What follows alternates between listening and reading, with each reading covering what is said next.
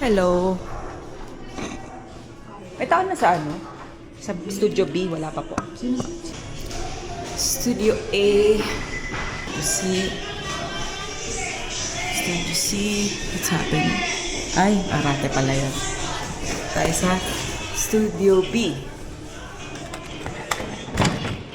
Ay, wala pa rin pala. Studio B tayo for today. Pero may gagamit doon ng 12 to 1. So, sa gigilid muna tayo.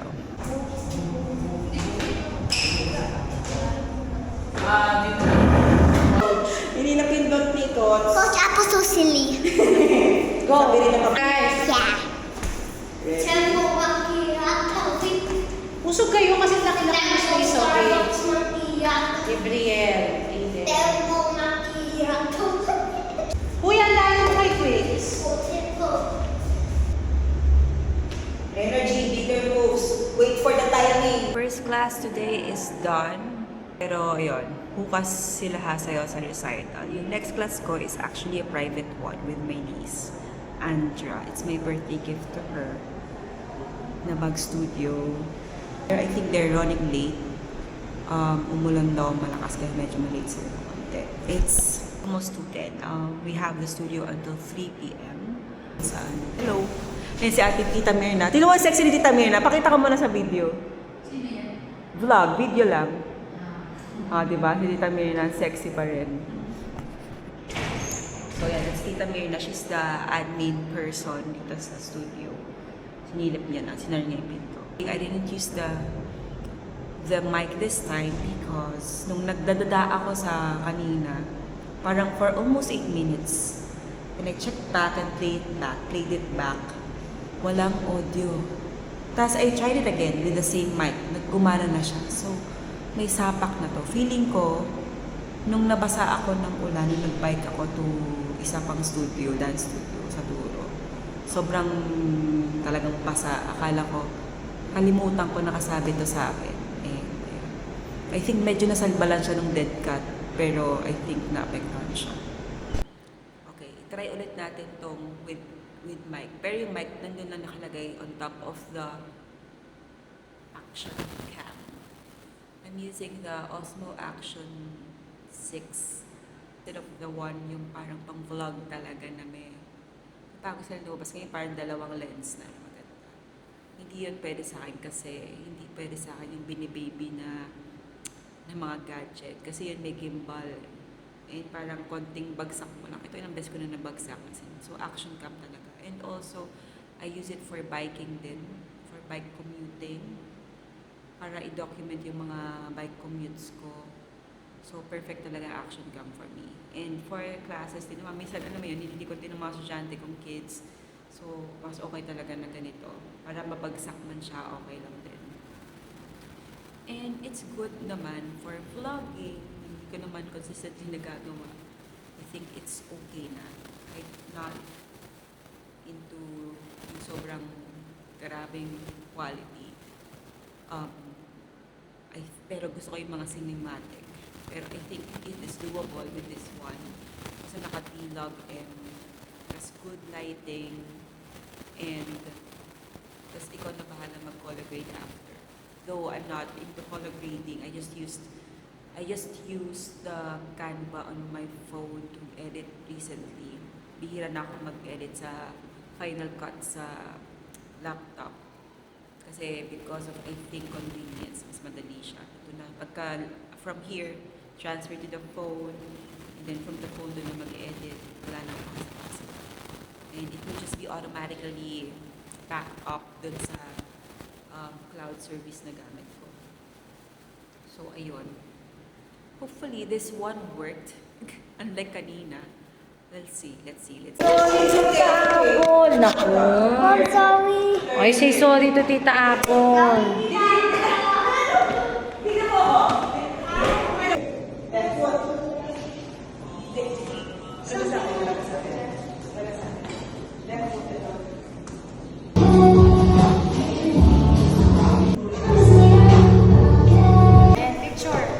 Video. Ay, video. This is Liam. Video. Ayan, tapos na ang aming shoot. Studio. Wow!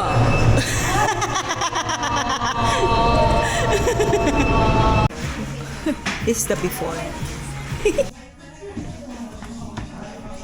lang patanggalan. Salamat. Ay, oo nga pala.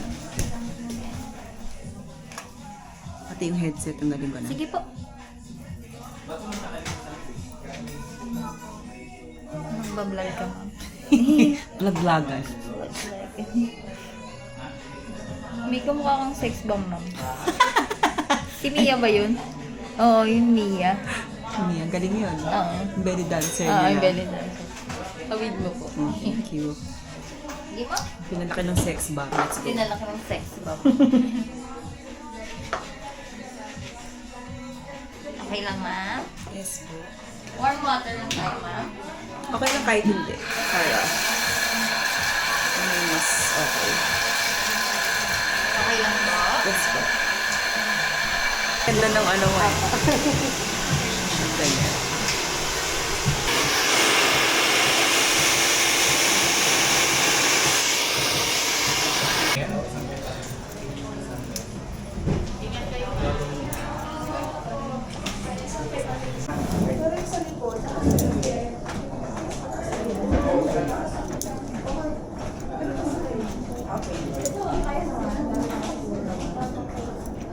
Ano yung style na katusok?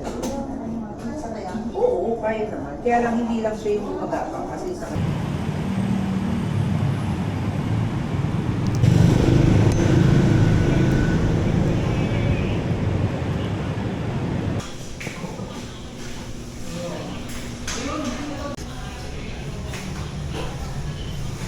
Hello, I am ending today's vlog here.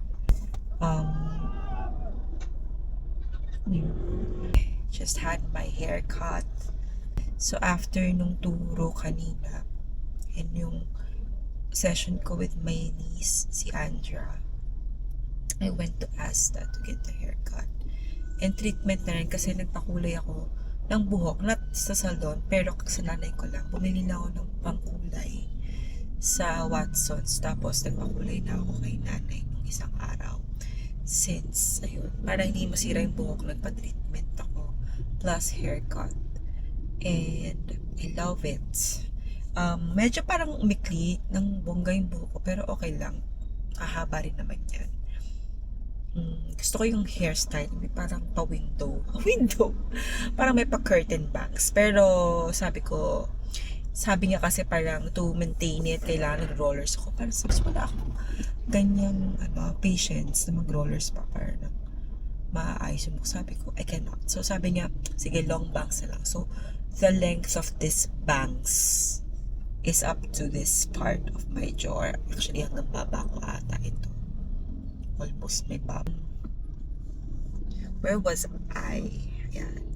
So wala akong time or patience or actually skill to do the thing with the rollers for the bangs. So sabi ko, no, I cannot. Sabi niya, mag-long bangs na lang. So ito na yun. Pero syempre, the way they styled it or below dry, wala nang plancha. Below dry is like this. Sobrang ganda. Sabi naman, bawal akong magpasa ng buhok for a day or 24 hours. Which is sakto lang kasi tomorrow for the event, for the recital, I could just shower na lang body and then pwedeng dry shampoo or what, ganyan. Para ayos yung hair. Though I don't know, pagtulog ko, kung pagising ko ganito pa rin ba yung style ng buhok ko. Baka hindi na. Tapos itong pilik mata, nagpabili or nagpasabay ako ng pagbili ng, akala ko, nagkaroon kami miscommunication. I thought she'll buy me magnetic lashes, pero hindi. It's yung, hindi na siya kailangan ng glue because it is already madikit or meron na siyang adhesive. So ayun, yung isang mata ko, kasi pinatawag ko siya, parang di pa siya makapunta sa akin. Paturo sana ako. Ginlagay ko siya, pinatong ko siya. Tapos medyo parang nabitin ako kasi 3 lang yung parang per eye. Parang medyo napagdikit-dikit ko. Parang instead of medyo dapat kalat siya sa mata. Para hindi siya yung nakasaturate lang sa isang portion. So, yun nagawa ko. Ito, okay naman siya. Tapos, pasok kapatid ko, nung ilalagay ko na yung sa kabilang mata, hindi pala sa ibabaw nilalagay, sa ilalim. Pero hirap na hirap ako ilagay dun sa ilalim. At hindi naman siya magandang tingnan. Hindi siya yung nakaganon. Unlike this one. So, now I'm confused as to ano talaga yung proper na paglagay. Kasi, I've tested it. I'm gonna check again my eye later pag uwi. If itong tatlong to na natiling nakakabit ng matiwasay after all what I've done. Yung pagsayaw kanina. And kanina nung nagbubullroader, di ba grabe yung init din nung or init or yung hangin from the dryer. So, ayun, titignan ko if kaya niya to. So, the other one, pangit naman. So, I think it's really on top of the eyelashes, not underneath, like what my sister is saying. Pero, since siya yung bumili, at baka nakita niya to from a TikTok, na with someone who's like actually showing a video of how it's done, how the eyelashes or lash line. Baka pali rin ako. So, hindi ko lang alam kung nakachamba lang ba ako dito sa tatlong to sa kanang mata ko. So, ayun. Pero, meron kasi akong kakilala na ang ganda nung, kaya ako nagpabili kasi ang ganda nung kanya, nung magnetic niya. So, ayun. Ang tagal nitong outro ko na vlog kasi hanggang ngayon, on the way tayo sa Material, pero kanina pa tayo nandito sa Marikina side dahil napakahaba ng traffic papasok sa amin sa Marikina. Kanina dapat ang ETA ko sa bahay before 7, ngayon after 7 PM na. Hopefully gising pa yung pamangking kong kalaro ko, yung toddler. So yan, ito na, nakikita ko na yung arko, medyo malayo pa. Ayun, so good night. I'll see you tomorrow or on the next vlog.